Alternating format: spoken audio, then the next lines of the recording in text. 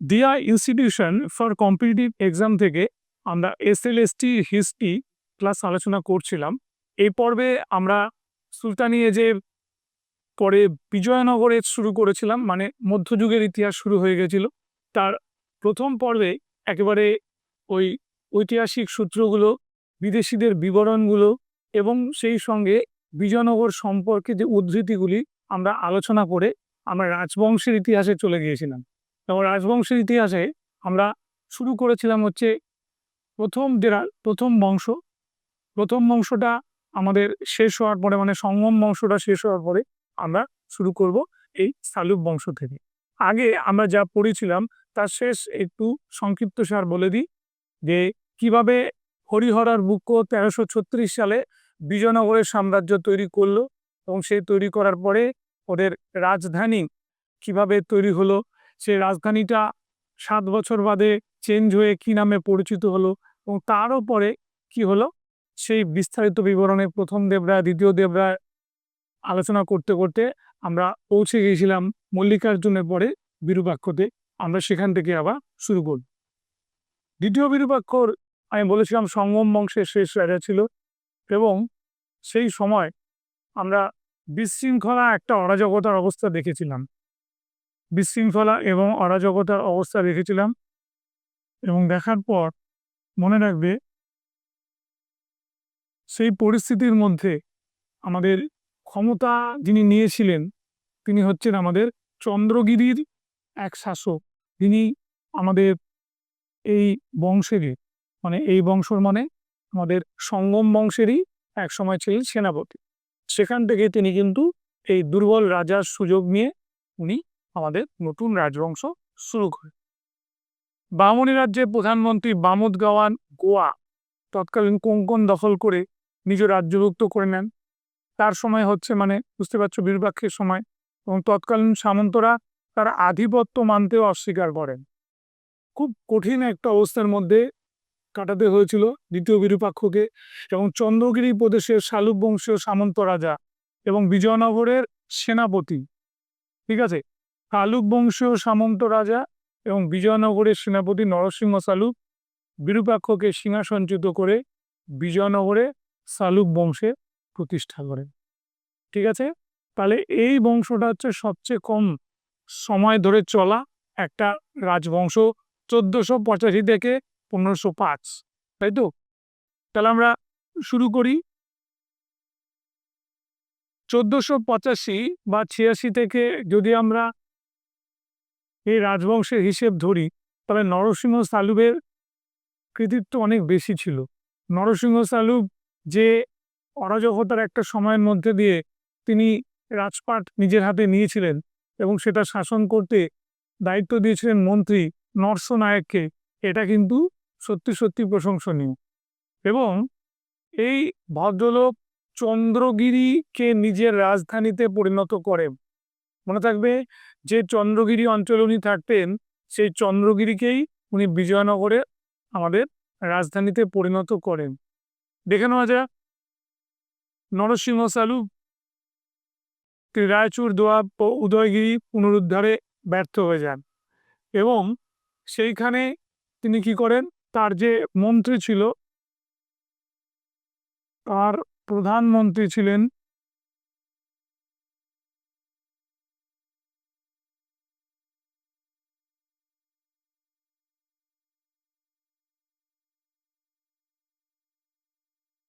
নরসনায়েক, ঠিক আছে। এবং নরসনায়ক মূল ক্ষমতাটা ছিল তার হাতে, কিন্তু নরসিংহ সালুকের প্রতি অত্যন্ত লয়াল ছিলেন, তাই তো, তাকে শ্রদ্ধা করতেন। এবার দেখে নাও আমাদের যারা যারা এখানে সিংহাসনে নিয়েছিল তারপরে, এই যে তিম্মারায়া 1 বছরের মতো ছিলেন এবং তখন এই নরসনায়ক সকল ক্ষমতাটা হাতে নেন। এবং তারপরে তিম্মারায়ার পরে ইম্মাদি নরসিংহ, ঠিক আছে, এই যে ইম্মাদি নরসিংহ, এই সময়টাই সমস্ত কিছুর ফয়সলা হয়ে যায়। কারণ ইম্মাদি নরসিংহর দুর্বলতার সুযোগে নরসনায়কের পুত্র বীর নরসিংহ হত্যা করেন ইম্মাদি নরসিংহকে এবং রাজপাট দখল করেন নতুন এক রাজবংশের সূচনা করেন, তার নাম হচ্ছে তুলুপ তুলুপ বংশ। ঠিক আছে, বিজয়নগরের শেষ শালুক শাসক ছিলেন ইম্মাদি।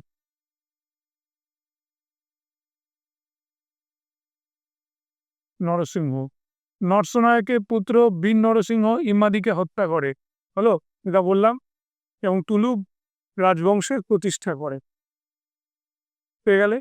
এবার তুলুপ রাজবংশ, যার কথা আমরা এখানে বলবো, এটা হচ্ছে বলতে পারো বিজয়নগরের চারটে রাজবংশের মধ্যে সবচেয়ে শক্তিশালী রাজবংশ হয়েছিল তুলুপ। কারণ তুলুপ বংশেই আমাদের এসেছিলেন কৃষ্ণদেব রায়, যার উপরে স্কুল সার্ভিসে সবচেয়ে বেশি প্রশ্ন।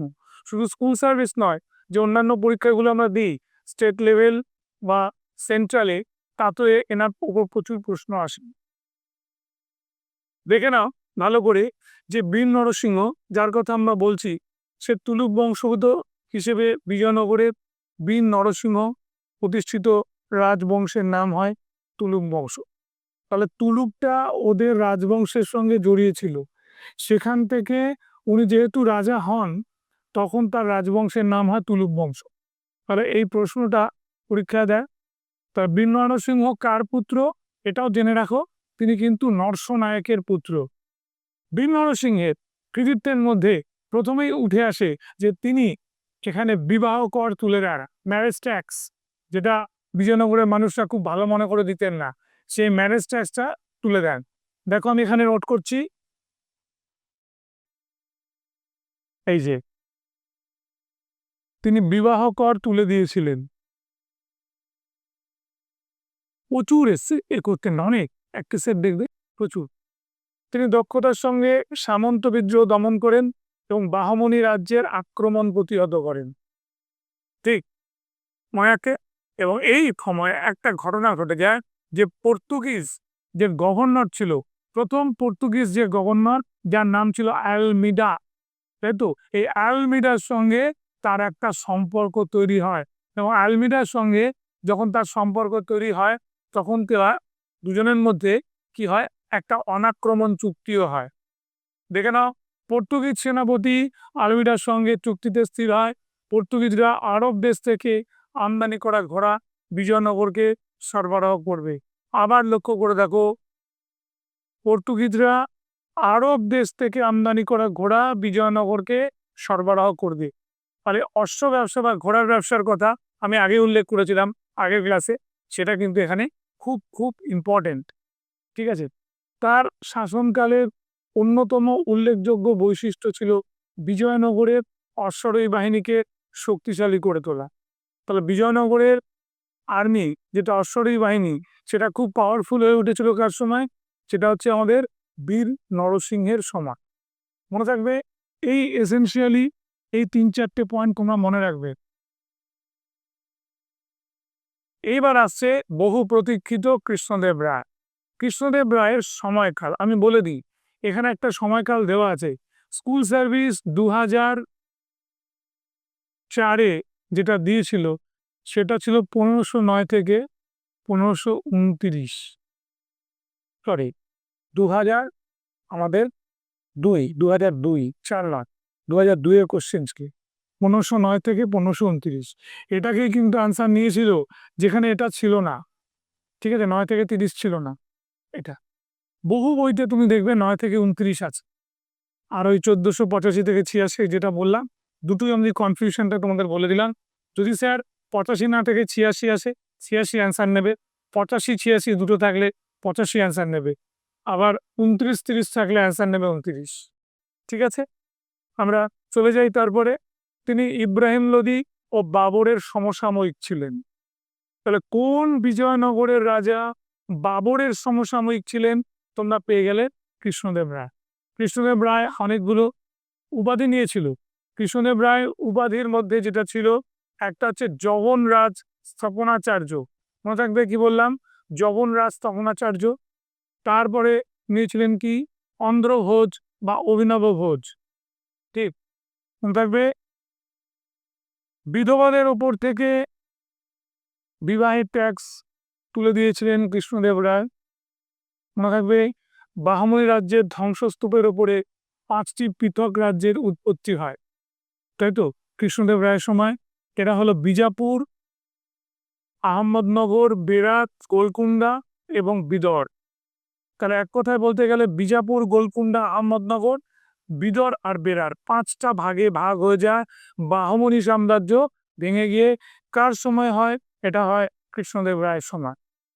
কৃষ্ণদেব রায়ের এই সময়টা প্রচুর যুদ্ধ বিগ্রহ ছিল এবং একই রকমভাবে একটা সাংস্কৃতিক পরিমণ্ডলও কিন্তু তৈরি হয়েছিল। রাজা কৃষ্ণদেব রায় নিজেই সুসাহিত্যিক ছিলেন। উনি সংস্কৃত ভাষায় রচনা করেছিলেন আমাদের জাম্ববতী কল্যাণম, আর উনি তেলেগু ভাষায় রচনা করেছিলেন আমাদের আমুক্ত মাল্যদা। এই দুটো বই গোলাবে না, ছেলে মেয়েদের মধ্যে ভীষণ কনফিউশন হয় এটা তেলেগু হবে না তামিল হবে। এটাকে কিন্তু তোমরা খুব ভালো করে লক্ষ্য রাখবে। বীর নরসিংহের মৃত্যুর পর কৃষ্ণদেব রায় বিজয়নগরের সিংহাসনে আরোহণ করেন। তিনি তুলুক বংশের এবং বিজয়নগর সাম্রাজ্যের সর্বশ্রেষ্ঠ শাসক, দুটোই হলো। রাজ্য জয়, রাজ্য জয়ের মধ্যে এই যে বিজাপুরের সুলতানকে পরাজিত করে রায়চুর দোয়াব দখল করেন। ঠিক, তাহলে কি নাম ছিল? আমাদের ইউসুফ শাহ বিজাপুরের সুলতান।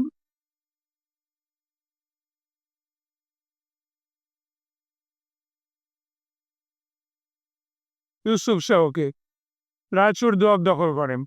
ঠিক, উড়িষ্যার রাজা প্রতাপরুদ্রকে পরাজিত করে উদয়গিরি পুনরুদ্ধার করেন এবং কোন্ডাভিডু অধিকার করেন। এই যে কোন্ডাভিডু, কোন্ডাভিডু অধিকারটা কৃষ্ণদেব রায়ের অন্যতম একটা শ্রেষ্ঠ কৃতিত্ব ছিল, মনে রাখবে। যেটা হারিয়ে গেছিল আমাদের মল্লিকার্জুন এর সময়, সেটা উঠে আসে এই বিজয়নগরের রাজা কৃষ্ণদেব রায়ের সময়। উড়িষ্যা জয়ের পর তিনি দক্ষিণ মহীশূরের পলিগান নামক সামন্ত শাসকদের বিরুদ্ধে অভিযান চালান এবং তাদের দমন করেন, মনে থাকবে। এবার কৃষ্ণদেব রায়ের সঙ্গে মনে রাখবে পর্তুগিজ শাসক আলবুকার্কের একটা বন্ধুত্বপূর্ণ সম্পর্ক হয় এবং যে সম্পর্কের জেরে 1510 খ্রিস্টাব্দে আমাদের আলবুকার গোয়া দখল করেন। ঠিক আছে, মনে রাখবে এটা। ইউসুফ শাহকে পরাস্ত করে আমাদের গোয়া দখল করেন এবং কৃষ্ণদেব রায় তাকে কিন্তু সামরিকভাবে পর্তুগিজদের সাহায্য করেছিল। তিনি বৈষ্ণব ধর্মাবলম্বী হলেও পরধর্মে সহিষ্ণু ছিলেন, পরধর্ম সহিষ্ণু ছিলেন। কৃষ্ণদেব রাজত্বকালে পর্তুগিজ পর্যটক দোমিঙ্গো পায়েস আলবুকার বারবোসা তার রাজসভায় এসেছিলেন, তাই তো? এবার মুনিজের কথাটা আমি একটু বলে দিই, মুনিজটা আমি এখানে রাখবো না। মুনিজ কিন্তু এসেছিলেন অচ্যুতদেব রায়ের সময়।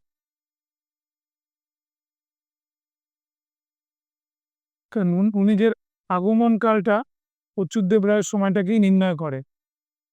আচ্ছা, বহু মন্দির, প্রচুর মন্দির তৈরি করেছিল, যার মধ্যে তোমরা মনে রাখবে বিঠ্ঠল স্বামী মন্দির, হাজারো রামা মন্দির এবং কৃষ্ণ স্বামী মন্দির। ঠিক আছে, মনে থাকবে।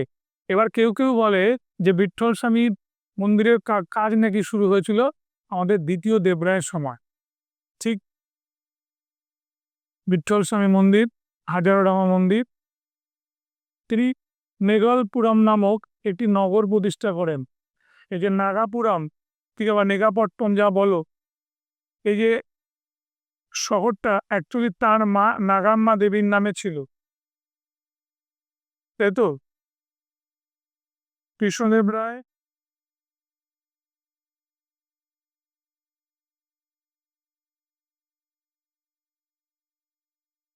তার মা নাগাম্মা দেবী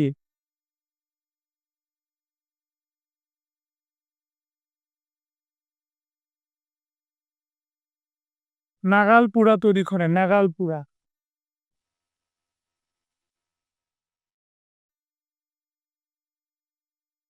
শহরটি তৈরি করেন।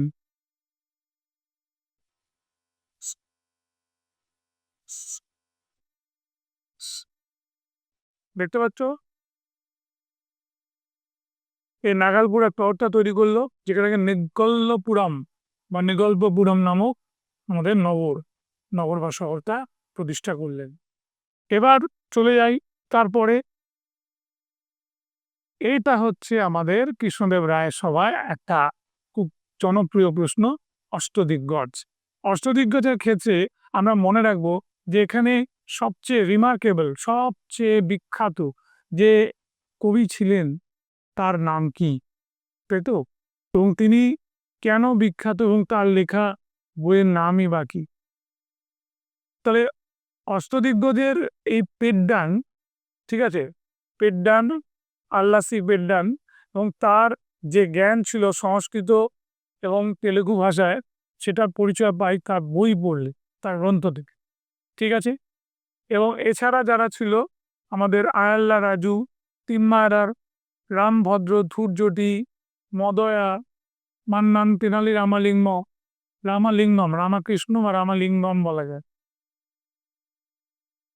তেনালি রামালিঙ্গম, সুরানা এবং রামভূষণ, রামরাজ বা রামভূষণ। এবার এদের মধ্যে আমি টিক চিহ্ন দিয়ে দিচ্ছি, পেড্ডান পড়বে, পরীক্ষায় দেয়, ঠিক আছে। পেড্ডানের পরে আমাদের কি আছে? তেনালি রামালিঙ্গম। এই দুজন হচ্ছে আসল সবচেয়ে খ্যাতিমান। পেড্ডান হচ্ছে মনুচরিতম লিখেছিল, তিম্মায়ের রচনা করেছিল পারিজাত পহরনামু, মাদয়াগিরি বা মদয়ার রচিতা রাজশেখর চরিতম। যে মদয়া সেই হচ্ছে মদয়াগিরি। ধূর্যটি কালাহস্তি মাহাত্ম্যম, দরকার নেই। সুরান্না রাঘব পাণ্ডাভিয়াম ও প্রভাবতী প্রদ্যুন্মন, দরকার নেই। আমাদের রামভদ্র হচ্ছে সকল মাতা সার সংগ্রহ।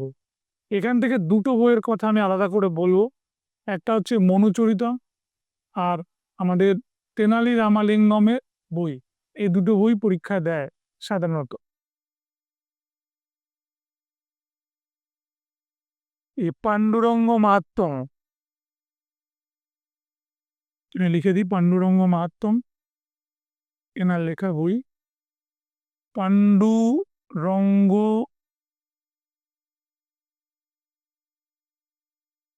মাহাত্ম্যম, ঠিক আছে, বেশ, পাণ্ডুরঙ্গ মাহাত্ম্যম। টয় জপলাও লেখা যেতে পারে। সাহিত্য ক্ষেত্রে আমরা কৃষ্ণদেব রায়ের নিজস্ব যে রচনাগুলো, সংস্কৃত ভাষায় জাম্ববতী কল্যাণম, এটাও যেমন বিখ্যাত হয়েছিল। একই সঙ্গে তেলেগু ভাষায় রচিত রাষ্ট্র দর্শন। তাহলে বিজয়নগরের রাষ্ট্র দর্শন, শাসন ব্যবস্থা সম্পর্কে কোন বই সাহায্য করে? আমুক্ত মাল্যদা। মনে রাখবে কি বললাম? শাসন ব্যবস্থা,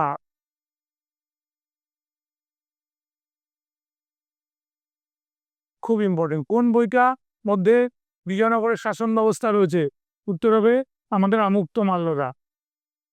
এবার দেখো, তেলেগু ভাষার স্বর্ণযুগ বলা হয় কৃষ্ণদেব রায়ের সময়টাকে, ঠিক আছে। এবং কবি পেড্ডানকে তিনি অন্ধ্র কবিতার পিতামহ উপাধিতে ভূষিত করেন। অন্ধ্র কবিতার পিতামহ কাকে বলা হয়? পেড্ডান। এটা বহুবার পরীক্ষায় এসছে, দেখবে এটা।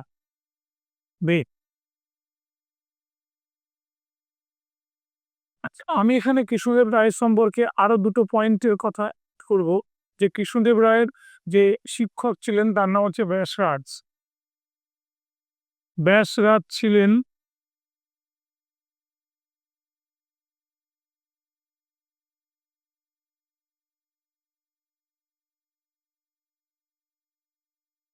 কৃষ্ণদেব রায়ের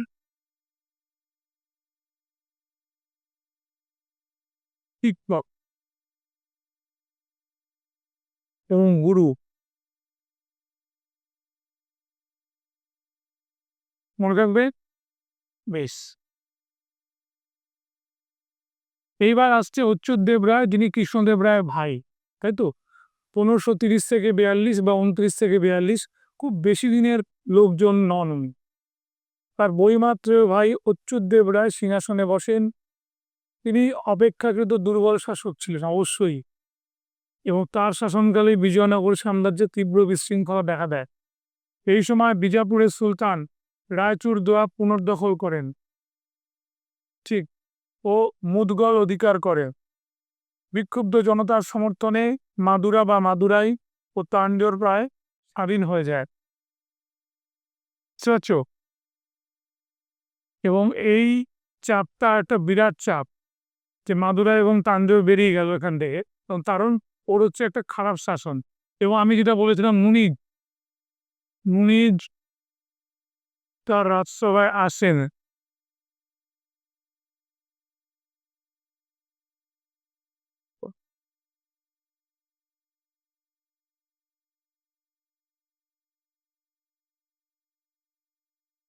তুতিকোরিনে কয়েকটা স্বাধীন উপনিবেশ গড়ে তোলে, ঠিক। এবার আসছে সদাশিব রায়। সদাশিব রায়, সত্যি কথা বলতে গেলে, দীর্ঘ সময় থাকলেও সদাশিব রায়ের আসল শক্তিটা ছিল তার মন্ত্রী রামরায়ের হাতে। এবার কি হয়েছিল, আমাদের রায়চুর দোয়াব অঞ্চলে যে বিপুল পরিমাণে আমাদের ফসল ফলতো, প্রচুর রেভিনিউ আসতো, এবং এই রাজস্ব লোভ কেউ সামলাতে পারতো না। বাহমানি রাজ্যগুলো চাইতো ওই, তোমার কি বলবো, ওই রাজস্ব সংগ্রহ করতে, মানে বিজাপুর, গোলকুন্ডা, আহমদনগর। আবার এদিকে এরাও, মানে যার নাম বললাম আমি, তোমার হচ্ছে এই বিজয়নগরের রাজারাও চাইতো যে এই আহরণ করতে। এবং আমাদের রাম রায়, যে প্রধানমন্ত্রী ছিল, 96 বছর বয়স হয়ে গিয়েছিল, সে চেয়েছিল যে সমস্ত সমস্ত রেভিনিউটা সে নিজের অধিকারই রাখবে। তার ডিজায়ার, তার আশা এমনই একটা জায়গায় নিয়ে যায়, যার জন্য আমাদের যুদ্ধ হয়, তালিকোটার যুদ্ধ বা বানহাটির যুদ্ধ বা রাক্ষসতাঙ্গাটির যুদ্ধ, ঠিক। এবং এই যুদ্ধে একমাত্র বেরার প্রদেশটি ছাড়া ওদের সম্মিলিত বাহিনী, মানে বিজাপুর, গোলকুন্ডা, আহমদনগর, ঠিক আছে, এদের মিলিত বাহিনীটা একত্রিত হয়ে যুদ্ধ করে, এবং এই যুদ্ধে পরাস্ত হয় কে? এই যুদ্ধে পরাস্ত হয়ে যায় আমাদের এই সদাশিব রায়। এবং সদাশিব রায় ওখানে উপস্থিত ছিলেন না, রাম রায় যুদ্ধ করেছিলেন। রাম রায় মূলত পরাস্ত হন এবং তাকে হত্যাও করা হয়। তারপরে প্রায় 1 মাসের ওপর লুটপাট চলে, এবং সদাশিব রায় আত্মগোপন করেন। আত্মগোপন করার পরে তার পরিবার যখন একটা নিরাপদ স্থানে চলে যায়, সেই সময় রাম রায়ের ছেলে আমাদের নতুন একটা রাজবংশ তৈরি করে, তাই তো, যে রাজবংশ নাম হয় আর বিডু বংশ। আর যিনি তৈরি করেন তার নাম ছিল তিরুমা, ঠিক আছে। একবার দেখিনি, অচ্যুতার দুর্বলতার সুযোগে তার মন্ত্রী রাম রায় ও তিরুমাল ক্ষমতাশালী হয়ে ওঠে। এবারে রাম রায়ের বয়স ছিল 96 বছর। বুঝতে পারো, এই বছরে সে যুদ্ধ করেছিল। পরবর্তীকালে কৃষ্ণদেব রায়ের কনিষ্ঠ পুত্র সদাশিব রায়কে সিংহাসনচ্যুত করে রাম রায়ের ভাই তিরুমল বিজয়নগরে আরবিডু বংশের পতন করেন, ঠিক আছে। তাহলে এখানে যে যুদ্ধটা হয়েছিল সেটা হচ্ছে আমাদের, কি বললাম, রাক্ষসতাঙ্গারি বা তালিকোটার যুদ্ধ।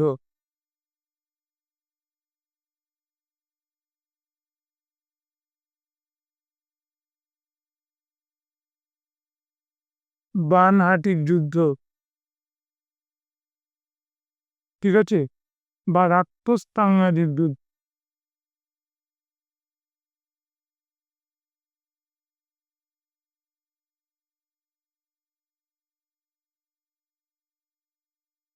মোতাবেক 3টে যুদ্ধ। 1565 সালের এই যে যুদ্ধটা হলো, সেটা কিন্তু দেখিয়ে দিল যে সবচেয়ে বেশি কামান ব্যবহারের ফল, তাই তো, বারুদ, কামান, বেশ। কালিকোটার যুদ্ধের পুরো বিবরণটা আমি এখানে দিয়ে দিয়েছি আলাদা করে। বিজাপুর, আহমদনগর, গোলকুন্ডা ও বিদর কে যুদ্ধ করেনি, সেটা হচ্ছে বেরর। পরাজিত ও নিহত হলে তার ভাই তিরুমল বিজয়নগরের দায়িত্ব পরিচালনার ভার নেন, এবং এই ঘটনার সাথেই বিজয়নগর তুলুক বংশের অবসান ঘটে। এই যুদ্ধটাকে বানহাটির যুদ্ধ বলা হয়। এই যে 96 বছর বয়সে নিহত হন, যেটা আমি বলে দিয়েছি। এখানে আমার আরো একটা ব্যাপার বলা দরকার ছিল, সেটা হচ্ছে কে যুদ্ধটা করেনি। বেরার নিরপেক্ষ থাকে। বেরার এই যুদ্ধে যোগদান করেনি।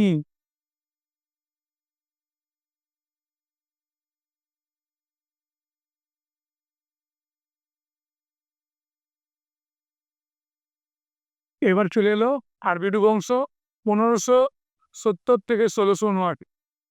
এবং 1679টার পরেও আমি বলে দিচ্ছি, আমাদের অনেক জায়গায় 1649ও লেখা হয়, ঠিক আছে। এবার সেটা হচ্ছে অ্যাপ্রক্সিমেট, ওরা হিসেবটা দেখায় যে 1679 সালে পুরো শেষ হয়েছে। তুলুক বংশের শেষ রাজা সদাশিব রায়কে পদচ্যুত করে আরবিডু বংশের প্রতিষ্ঠা করেন কে? তিরুমল। তিনি পেনুগোন্ডা, পেনু পেনু শুনতেন না, পেনুগোন্ডায় তার রাজধানী স্থানান্তর করেন, ঠিক আছে। তাহলে পেনুগোন্ডা আমরা দেখতে পেলাম যে বিজয়নগরের যে আগের রাজধানীগুলো ছিল, তাই তো, যে বিজয়নগরে একটা রাজধানী ছিল, চন্দ্রগিরি একটা রাজধানী ছিল, অ্যানিগন্ডি ছিল, সেখান থেকে আমাদের পেনুগোন্ডা হয়।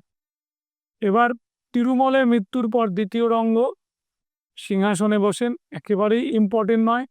সে সময় আমরা যেটা দেখতে পাই যে পর্তুগিজরা এখানে দুর্গ তৈরি করার জন্য চেষ্টা করতে থাকে।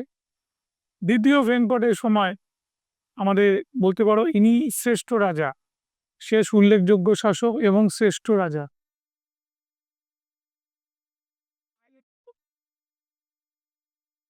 শ্রেষ্ঠ রাজা ছিলেন দ্বিতীয় ভেঙ্কট। তার রাজত্বের শেষ দিকে 1612 খ্রিস্টাব্দে সামন্ত রাজা উডিয়ার বিজয়নগর ভেঙে স্বাধীন মহীশূর রাজ্যের প্রতিষ্ঠা করেন,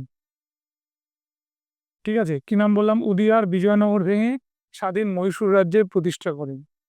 এবার দ্বিতীয় ভেঙ্কটের সময় দুটো পয়েন্ট আমি কিন্তু বলবো, তোমরা মনে রাখবে। দ্বিতীয় ভেঙ্কটের কি ছিল? প্রথম পয়েন্টটা আগে বলি, যেই সময় তোমার হচ্ছে দুর্গ, কারখানা এবং গির্জা, তাই তো, এইগুলো তৈরি হয় কারা করে? সবই পর্তুগিজরা।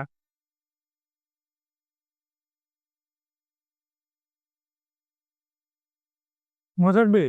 এবার আসছে তৃতীয় রঙ্গ। তৃতীয় রঙ্গ ভালো করে পড়তে হয়, তার মৃত্যুর সঙ্গে সঙ্গে বিজয়নগর সাম্রাজ্যের আমাদের কি হয়? পতন হয়। এবার এই যে পতনটা হলো, সেখানে দুজনের কথা বলতে হয়। একজন হচ্ছে মীর জুমলা। মীর জুমলা,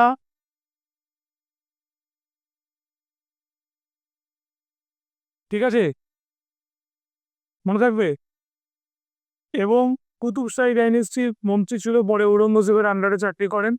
মীর জুমলা এবং মুস্তাফা খান।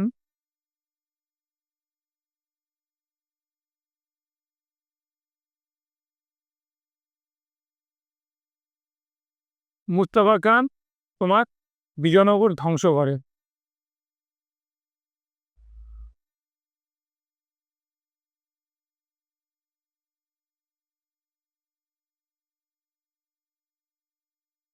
ঠিক আছে, মনে থাকবে এটা। তাহলে এই পর্বটা আমরা ভালো করে দেখে নিলাম যে তারপরে কারা এসেছিল।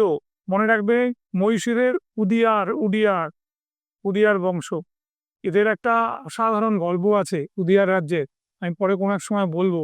তো আশ্চর্য, মানে তুমি ঈশ্বর মানবে কি মানবে না আমি জানি না, কিন্তু এই ঘটনাটা একটা অদ্ভুত রকম ব্যাপার। যে বিজয়নগরের এই তৃতীয় রঙ্গের সময়টা যেটা বলছিলাম, তৃতীয় রঙ্গের স্ত্রী যে অভিশাপটা দিয়েছিল উদিয়ারের সেনাবাহিনীকে, যে তোমাদের রাজার বংশে কখনোই পুত্র সন্তান বা কোনো তোমার কি বলবো কন্যা পুত্র কোনো সন্তানই হবে না। এবার আশ্চর্য ব্যাপার সেটাই হয়েছিল।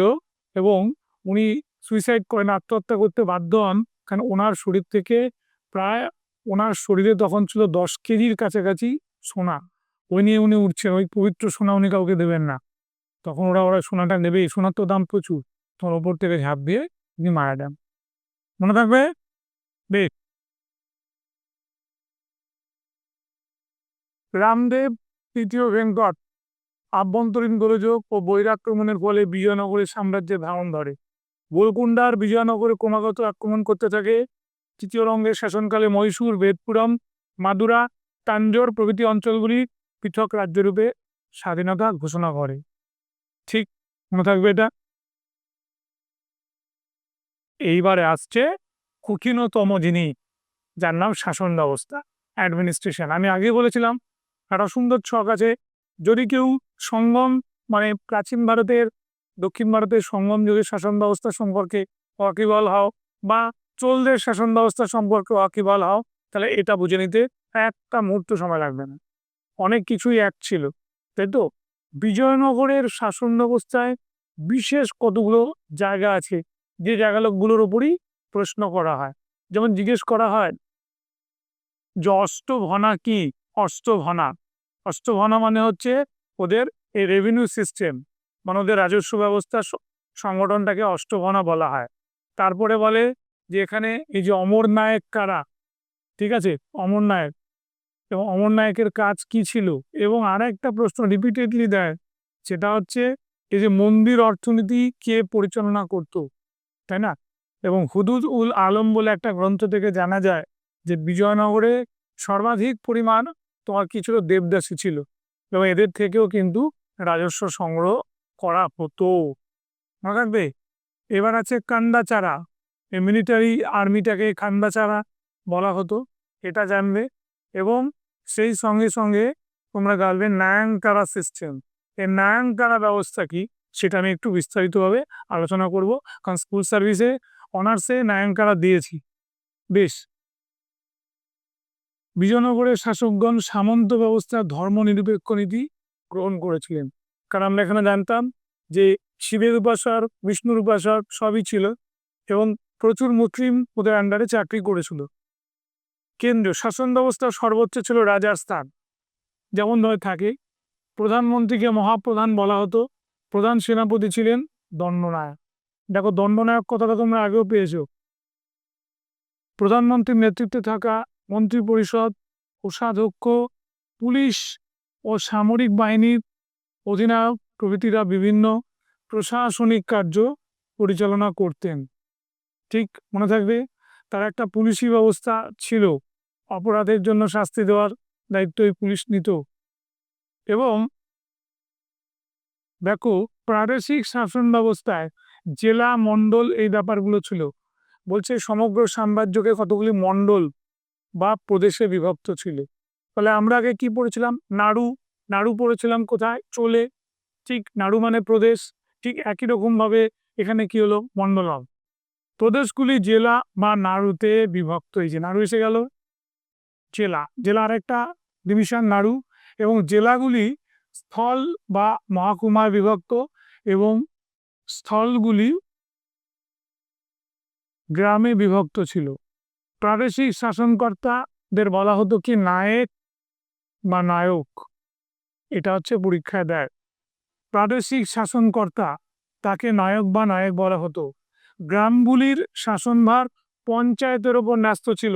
তাহলে একটা পঞ্চায়েতি ব্যবস্থাও কিন্তু এখানে স্পষ্ট ছিল। মহানায়কাচার্য গ্রামের শাসন কার্যের তদারকি করতেন। কি বললাম? মহানায়কাচার্য গ্রামের শাসন কার্যের তদারকি করতেন। আর সঙ্গে ছিল সামরিক বিভাগ। বিজয়নগর সাম্রাজ্যে পদাতিক, অশ্বারোহী, গোলন্দাজ, উট, হস্তি বাহিনী, যেটা প্রাচীন ভারতেও ছিল, সবকটা সেকশন এখানে ছিল। গঠিত বিশাল সেনাবাহিনীর একটা উপস্থিতি ছিল। নেক্সট, বিচার ব্যবস্থা। দুরকম বিচার হতো। একটা রাজ্যের সর্বোচ্চ বিচার হতো, যেখানে রাজাও মাঝে মাঝে উপস্থিত থাকতেন, আর একটা গ্রামের বিচারও হতো। রাজ্যের সর্বোচ্চ বিচারক ও আইন প্রণেতা ছিলেন রাজা। গ্রামাঞ্চলে বিচার সংক্রান্ত কার্য পরিচালনার দায়িত্বে থাকত পঞ্চায়েত। মনে থাকবে। এবার এরপরেই পঞ্চায়েতের একটা দায়িত্ব ছিল সে গ্রামে, আর রাজা নিজে বিচার করতেন, সেটা হচ্ছে আমাদের স্টেট, মানে সর্বোচ্চ পর্যায়ে, তাই তো? তৎকালীন একটি বিখ্যাত বন্দর ছিল পশ্চিম মালাবার উপকূলের কালিকট। মনে থাকবে। একটা ছিল কালিকট, আর একটা কি ছিল, ভাটাকল। এটা পরীক্ষায় দিয়েছে। ভাটাকল কাদের তোমার বাণিজ্য বন্দর ছিল? উত্তর হবে বিজয়নগরে। চীন, মালয়, ব্রহ্মদেশ, পারস্য, পর্তুগাল, আফ্রিকার সাথে ওরা বাণিজ্য করত। তাহলে দেখো, বিদেশের সঙ্গে ওরা করছে, ইউরোপও করছে, আবার এশিয়ান কান্ট্রিতেও করছে, ওরা আফ্রিকার মতো জায়গায়ও করছে।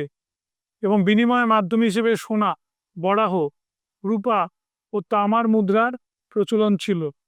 যেটা আমি আগে বলে দিয়েছি শুরুর ক্লাসে, প্রত্যেকটা মুদ্রা আলাদা আলাদা নাম। হনুমান চিহ্নিত ওদের স্বর্ণমুদ্রা ছিল। বেশ, এবার দেখো অর্থনৈতিক জীবনের আরেকটা পর্ব মনে রাখতে হবে, গোলমরিচ। সবচেয়ে বেশি ওরা সরবরাহ করতো গোলমরিচ,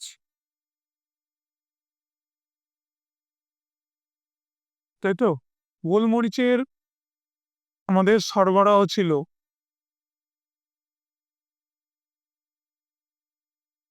এটা পরীক্ষা দেয়।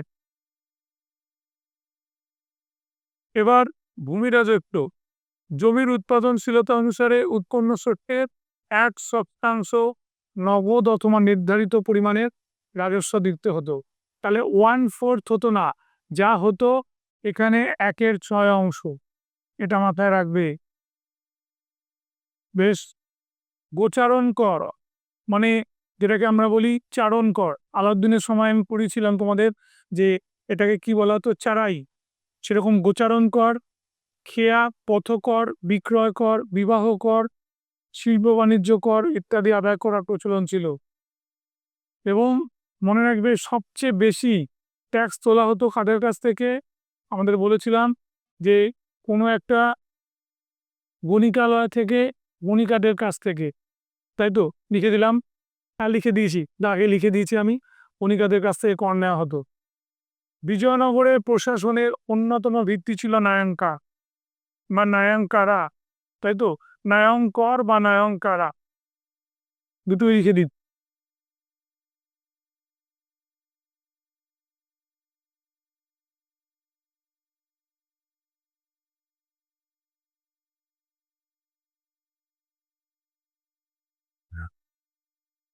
মনে থাকবে। দেখো, এই ব্যবস্থা অনুযায়ী রাজা নায়কদের হাতে ভূমি রাজস্ব আদায়ের দায়িত্ব দিতেন। নায়করা সেই আদায়কৃত রাজস্বের একটি নির্দিষ্ট অংশ কেন্দ্রীয় কোষাগারে জমা দিতেন। ঠিক আছে, এই ছিল নায়কগাড়া সিস্টেমটা। তাহলে আবারও দেখে নাও, যেখানে আমি আন্ডারলাইন করেছি, কি বলছে? রাজা নায়কদের হাতে ভূমি রাজস্ব আদায়ের দায়িত্ব দিত এবং নায়করা সেই আদায়কৃত রাজস্বের একটা নির্দিষ্ট অংশ কেন্দ্রীয় কোষাগারে জমা দিত, মানে আমাদের রাজকোষে জমা দিত। বাকি অংশটা কিন্তু ওদের থাকতো। হয়ে গেল। বিদেশি পর্যটকদের বিবরণ থেকে তৎকালীন বিজয়নগর সাম্রাজ্যে কৃষি ব্যবস্থা, উন্নত কৃষি ব্যবস্থা, জলসেচ পদ্ধতি সম্পর্কে জানা যায়। এই যুগে জমির মালিকানা, জমিদার, বিভিন্ন মঠ ও মন্দিরগুলো হাতে চলে যায়। বুঝতে পারছো? এই অমরনায়কের হচ্ছে জমি, মানে মন্দিরের অধিপতি হয়। তোমরা যদি উড়িষ্যার, বিশেষ করে পুরীতে যাও, পুরীতেও দেখবে ওই ব্যবস্থার অনেকটা ছাপ রয়েছে। কারণ দক্ষিণ ভারত থেকে উড়িষ্যা কিন্তু কাছে, তাই তো? এই সময় বস্ত্রশিল্প, যন্ত্রশিল্প, মৃৎশিল্প, ধাতু শিল্পের প্রসার ঘটে। আগের থেকে অনেক বেশি এটা প্রসার ঘটে, তাই তো? বিশেষ করে বস্ত্রদের একটা খুব ডিমান্ড ছিল, বিশাল চাহিদা ছিল বিজয়নগরের বস্ত্রে। খনিজ উৎপাদনের পরিমাণও বৃদ্ধি পায়। শিল্প ও বণিকদের নিয়ে গঠিত সংঘ বা গিল্ডগুলি দেশের ব্যবসা বাণিজ্য নিয়ন্ত্রণ করত বলে জানা যায়। ঠিক আছে, কি বললাম? শিল্প ও বণিকদের নিয়ে সেই সংঘ বা গিল্ড সিস্টেম ছিল, যেটা আমরা গুপ্ত যুগেও দেখেছি, তাই তো? এবং সেটা একটা নিয়ন্ত্রণের ব্যবস্থা ছিল। টাকা দেওয়া হতো, ওরা রাজাকে টাকা ধার দিত। ঠিক আছে, রাজা ওদের টাকা শোধ করতো, সুদে খাটাতো, সব ব্যবস্থা ছিল। আমদানি রপ্তানি দ্রব্যের মধ্যে এই যে আরবি ঘোড়া, হাতি, মুক্তো, তামা, প্রবাল, ভেলভেট, ঠিক আছে, পারদ, রেশম বস্ত্র ইত্যাদি চলতো। বিশেষ করে এই আরবি ঘোড়াটা ইম্পর্টেন্ট। এবং মুক্তো, বিজয়নগরের মুক্তোর কথা উল্লেখ আছে, দেখবে আমাদের ভূপর্যটক, এই ভূপর্যটক বলবে না, বিজয়নগরের আসা পর্যটকদের বিবরণীতে। এবার দেখো, গন্ধক, চিনি, মশলা, কাপড় এগুলো সব রপ্তানি করা হতো। লোহা, গন্ধক, চিনি, মশলা, কাপড় এগুলো কিন্তু আমার রপ্তানি করা হতো। ঠিক। এবার সমাজ জীবনের কথা বলা হয়েছে। এখানে নারীদের একটা স্থান ছিল আলাদা, এবং গঙ্গা দেবী এবং তিরুমালাম্মা এই দুজনের কথা আলাদা করে বলতে হয়, যারা বিখ্যাত মহিলা কবি, এবং এরা বইও লিখেছিল, তাই তো। গঙ্গা দেবীর ওই আমাদের কি বলবো, যে তার ছেলে কিভাবে বিজয় করেছিল, সে বিজয় নিয়ে একটা বই লিখেছিলেন তিনি, যেটা আমরা ওই বুক্ক হরিহর ওই সময়টা আমরা দেখতে পাই। আচ্ছা, কর্ণাটক সঙ্গীত, ভারতনাট্যম এগুলো কিন্তু এই সময় খুব জনপ্রিয় হয়েছিল। নৃত্যশিল্পের একটা উন্নতি ঘটেছিল, বিশেষ করে মন্দিরে নাচ গান হতো, পাশাপাশি স্থাপত্য ভাস্কর্যের শিল্পে অগ্রগতি ঘটে। কুমার বিজয়, গঙ্গা দেবীর লেখা বইটার নাম কুমার বিজয়, যেটা আমি প্রথমেই উল্লেখ করে দিয়েছি। কৃষ্ণদেব রায়ের সভাকবি ছিল পেদ্দান, তার লেখা বইয়ের নাম মনোচরিতম, যেখান থেকে বিজয়নগরের বর্ণাশ্রম প্রথা একটা জানা যায়। এছাড়া ব্রাহ্মণ, ক্ষত্রিয়, বৈশ্য, শূদ্রদের বিল্লুল, রাজুল, মতি, কিরাতল, নল, বাদিতা, ভারু এ নামে উল্লেখ করা হয়েছে। সমাজের সর্বোচ্চ শ্রেণীতে স্থান ছিল শুধুমাত্র ব্রাহ্মণবর্গীয় মানুষদের। সমাজে বাল্যবিবাহ, পুরুষদের বহুবিবাহ এবং সতীদাহ প্রথা প্রচলিত ছিল। বিজয়নগরের রাজারা প্রথম দিকে শৈব ধর্মাবলম্বী হলেও পরবর্তীকালে বৈষ্ণব ধর্ম গ্রহণ করেন বলে জানা যায়। বললাম না, শৈব আর বৈষ্ণবের কথা রয়েছে। তারা দেখো, সতীদাহ সিস্টেমটা এই সময় ছিল, বহুবিবাহ ছিল। রাজা তোমার দেবরায়, প্রথম দেবরায়ের বহু বিবাহের কথার উল্লেখ আছে। ঠিক আছে। নারীদের যে অবস্থাটা ছিল, সমাজের উঁচুতলার মানুষটা বেশ, উঁচুতলার নারীরা বেশ মর্যাদা সম্পন্ন ছিল, তাই তো। এবং এখানে বিধবাদের কথার উল্লেখ করা আছে। ঠিক আছে। বিধবা বিবাহ, বিধবা বিবাহ যে রীতিমতো হতো, সেটা কিন্তু আমরা এখানে পেয়েছি, বিধবা বিবাহ। এবং কৃষ্ণদেব রায় নিজে একজন গণিকাকে বিবাহ করেছিল। ঠিক আছে। তবে তৎকালীন সমাজে দেবদাসী প্রথার অস্তিত্ব লক্ষ্য করা যায়। মুনিজের লেখা থেকেই জানা যায় বিজয়নগরের রাজারা নারী মল্লযোদ্ধা। আমরা এখন যে WWF এর লড়াই দেখি, সে নারী মল্লযোদ্ধা অলরেডি বিজয়নগরে ছিল। নারী দ্বাররক্ষী, নারী জ্যোতিষী, বুঝতে পারছো, নারী হিসাব রক্ষক সবাই ছিল। ওদের যথেষ্ট সম্মানের চোখে দেখা হতো। সমরবিদ্যা যেমন মুষ্টিযুদ্ধ, অস্ত্রবিদ্যা, মল্লযোদ্ধা, সঙ্গীত, নৃত্য ও সাহিত্যে নারীরা পারদর্শিনী ছিলেন। ঠিক আছে। এবার আমি যে ছকটা করে দিচ্ছি, সেটা তোমাদের অ্যাট এ গ্ল্যান্স দেখলে খুব সুবিধা হবে। এক নজরে প্রতিষ্ঠাতা হরিহর বুক্ক, সমগ্র সময়কালটা দিয়ে দিয়েছি 36 থেকে 49। নদী কোন নদীর তীরে? তুঙ্গভদ্রা নদীর তীরে। এই সময় দিল্লির সুলতান কে ছিল? মোহাম্মদ বিন তুগলক। টপ করে দেখছো। তারপরে 4টে রাজবংশ পরপর পরপর দেওয়া আছে এখানে, দেখছো। এইবার তোমাদের এখানে নতুন একটা জিনিস জানাবো, শত্রু কারা ছিল। শত্রু ছিল বাহমনি রাও সাম্রাজ্য, উড়িষ্যার গজপতি রাজারা, মাদুরার সুলতানগণ এবং মহীশূরের হোয়সালারা। তাহলে আমরা কেবল বাহমনি জানতাম তা নয়, উড়িষ্যার গজপতি, মাদুরার সুলতান, মহীশূরের হোয়সালা এখানে তোমরা পেলে। বর্তমানে বিজয়নগর কোথায় রয়েছে? কর্ণাটকে হাম্পিতে। তাহলে আমরা ঘুরতে গেলে বলি আমরা কর্ণাটকে হাম্পি যাব। এবার রাজধানী, প্রথমে রাজধানী হয়েছিল অ্যানিগুন্ডি, মনে থাকবে। তারপর তার রাজধানী হয়েছিল বিজয়নগর,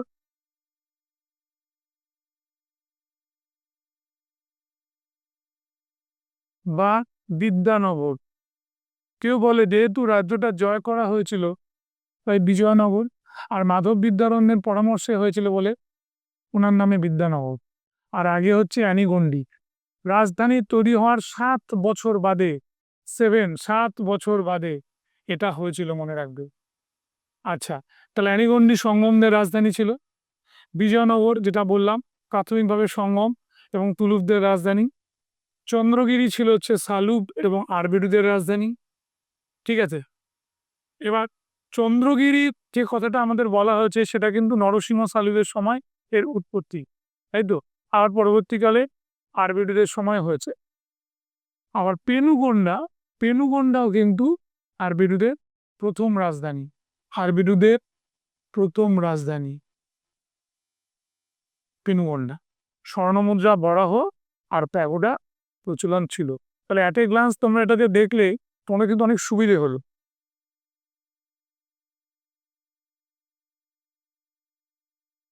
দিয়া ইনস্টিটিউশন ফর কম্পিটিটিভ এক্সামের তরফ থেকে আজকে আমাদের বিজয়নগর সাম্রাজ্যের প্রথম এবং দ্বিতীয় পর্ব দুটোই আমরা এখানে শেষ করলাম। আগামী দিনে আমরা মোগল সাম্রাজ্যের দিকে চলে যাব এবং এই মধ্যযুগের ইতিহাস আমরা দ্রুত শেষ করে ফেলব। তোমাদের উপস্থিতি কাম্য, তোমরা সকলে দেখো। Thank you.